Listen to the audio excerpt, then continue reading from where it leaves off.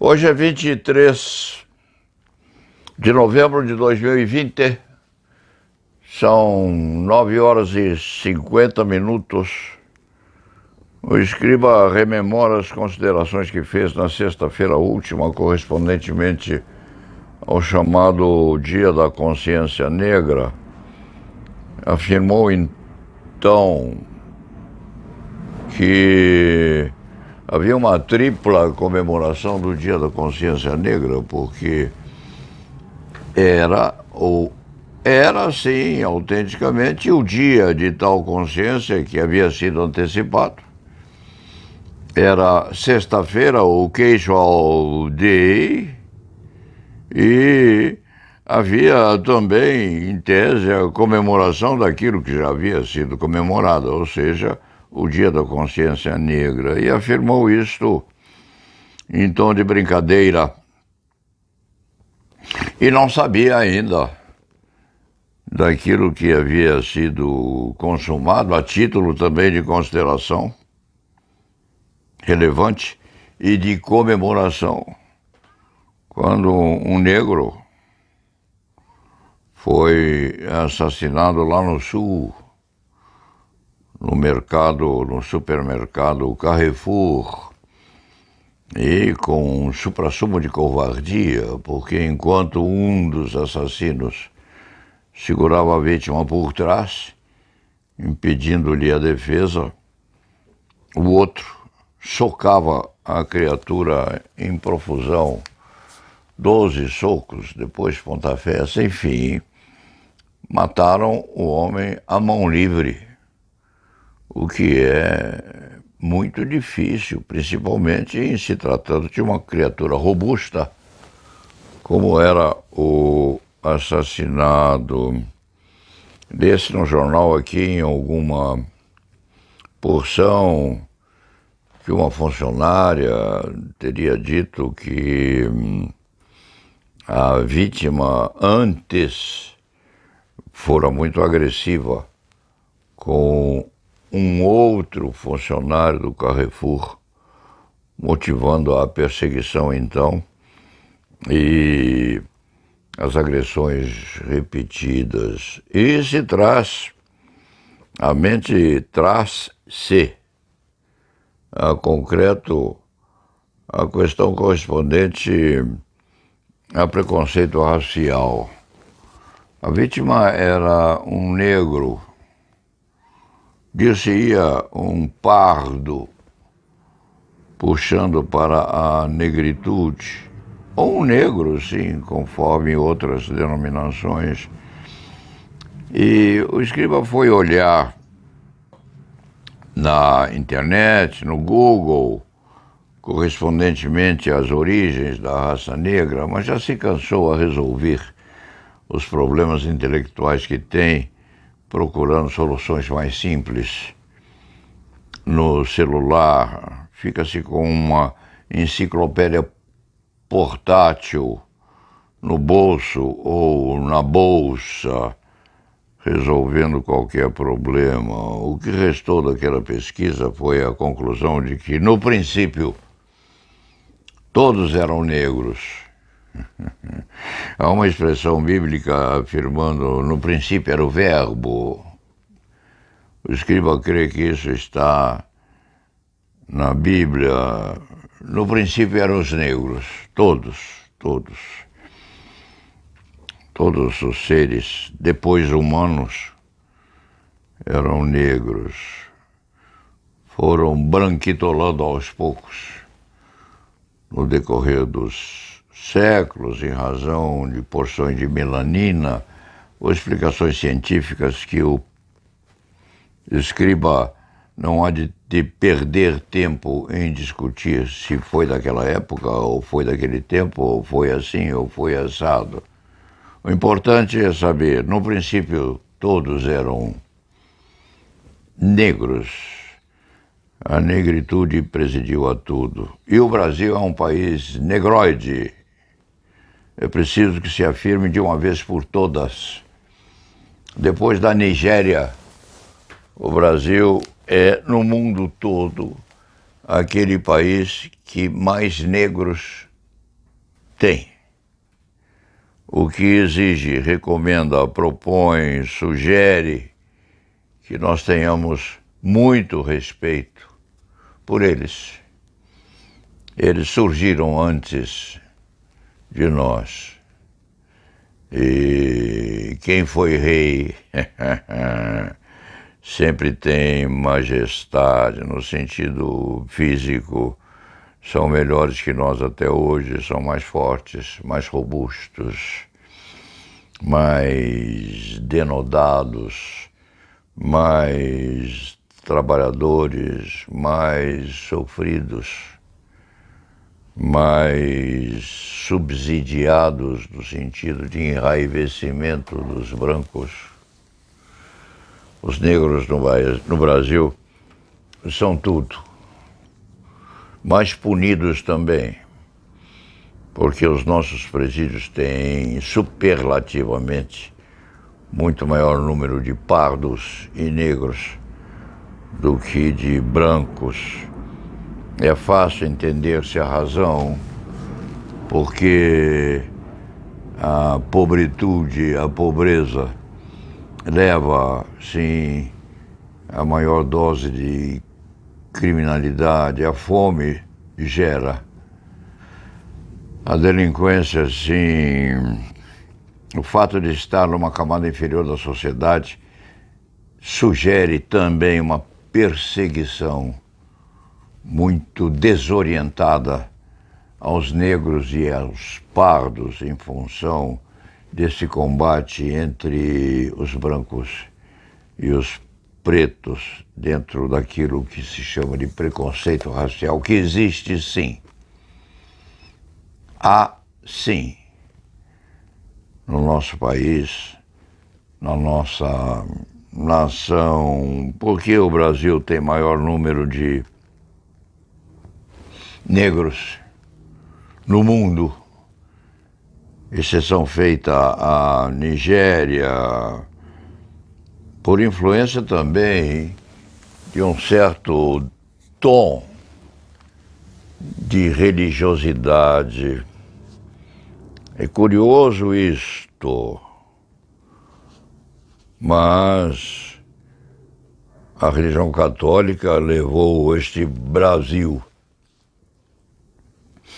a ter maior número de negros no mundo todo, exceção feita à Nigéria, é porque a escravidão lá atrás era um negócio excelente, melhor inclusive que o comércio do café. Quem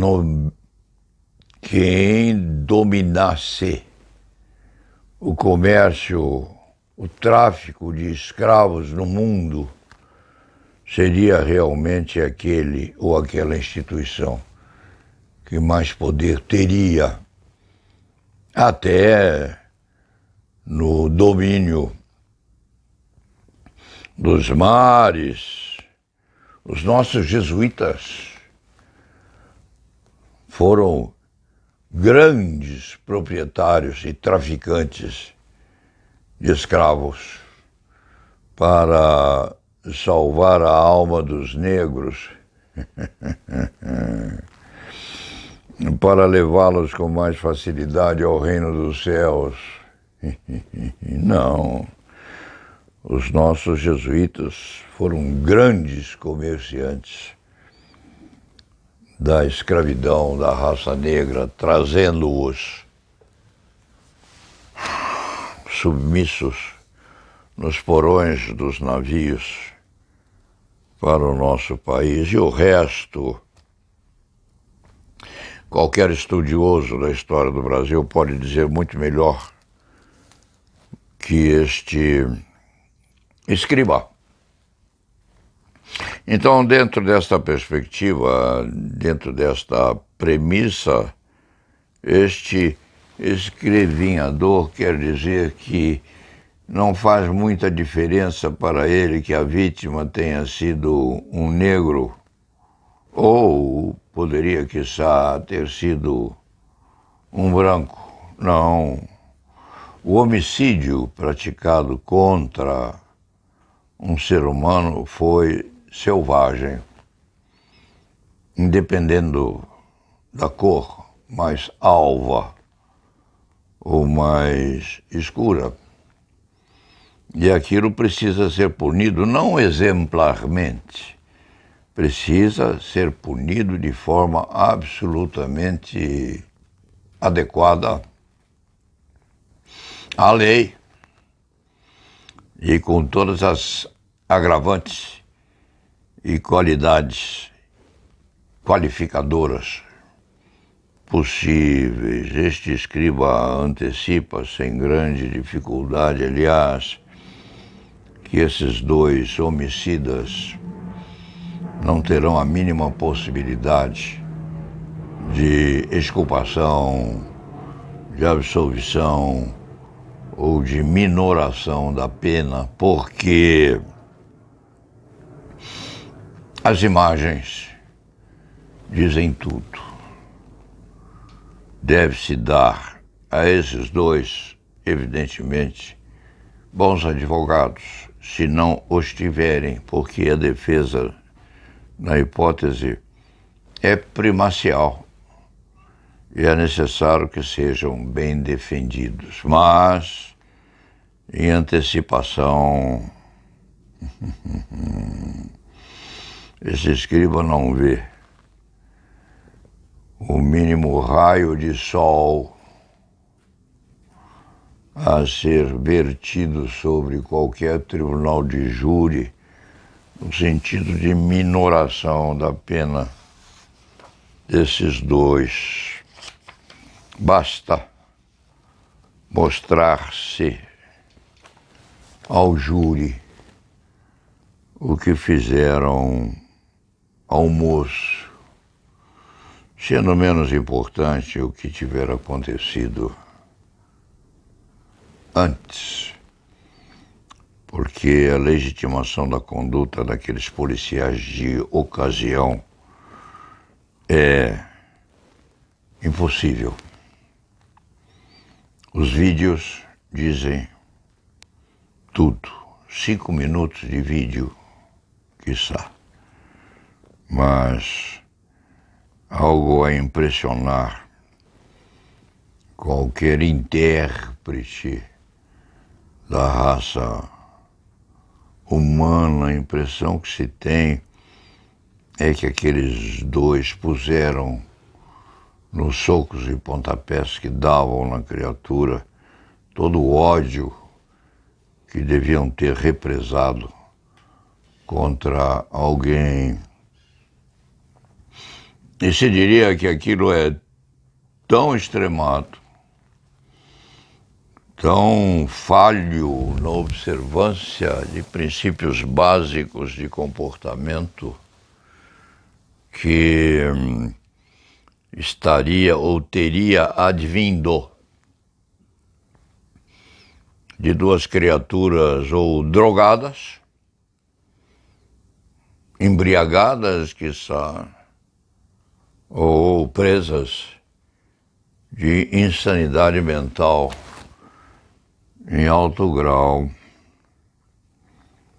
E se assim fosse, lhe seria imposta a medida de segurança por prazo indeterminado no hospital psiquiátrico, a se saber por que teriam feito aquilo que fizeram. Uma solução extravagante, a qual nenhum júri, com certeza, chegaria, porque o que se dirá é que eles realmente merecem cadeia por muitos e muitos anos, num dos presídios nauseabundos que nós temos por aí, ocupados, diga-se de passagem, por maioria de presos da raça negra ou pardos, se assim preferirmos dizer.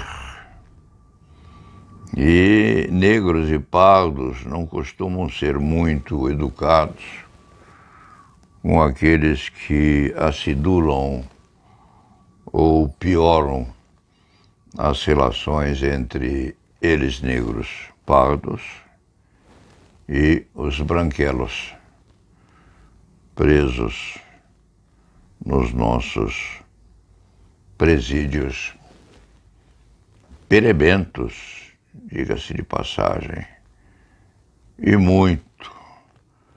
Saber-se por que há mais presos e pardos do que brancos é uma questão também que não diz com muita prioridade no raciocínio dos intérpretes.